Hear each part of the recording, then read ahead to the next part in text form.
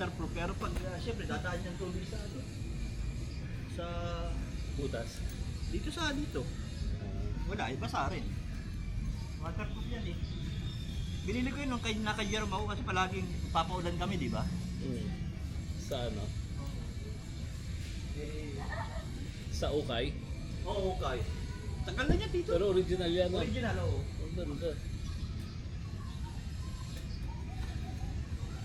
Julio, nasan ka na?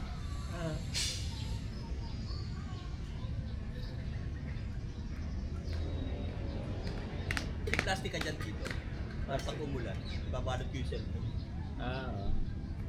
Sige. Babalot ko yung cellphone kasi tiyatagusin naman itong ano ko eh. Oo. Wow.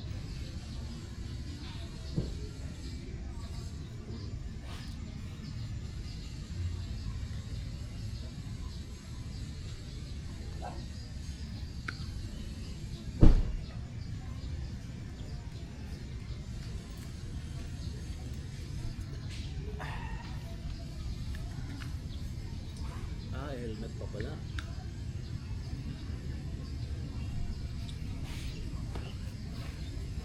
Helmet ko eh, old school oh. Old school. Sa akin, pang canyoneering. Sa akin, old school oh. Pang canyoneering. Luma na. Eh, sayang naman. Bibili ka ng bago, di ba?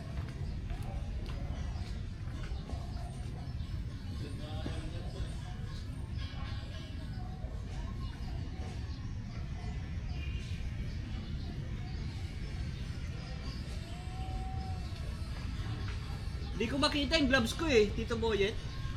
Hindi ko makita. Gloves? Tax pa naman yun. Hindi ko makita eh. Ito, nakita ko yun. Ah, talaga? Oo. Yun pa yung gamit ko dati. Ganda.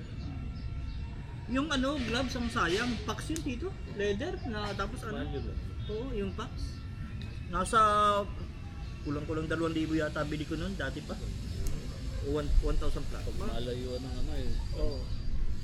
Eh maganda naman tong ano oh. Palambot oh. Yung nilagyan mo yung para sa gym. Yung pinang ano natin sa gym dati, yung pag nagji-gym pinasukan. Wala na yung dating ano siguro niyan. Bibili ako yung dito, yung sungay. Ah, malit lang. Oo. Saan kaya meron kaya diyan sa may ano dito? Itong bili ng bike diyan. Doon sa ano? May bili ng bike doon? Oh, Tingnan yung nga. paggawa ng bike doon. Tingin nga ako sungay, magkano kaya? Ito lang natin kita sa pera.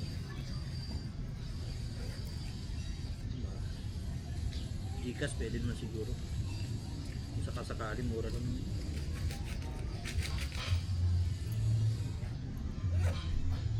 Kasalpak lang naman yun.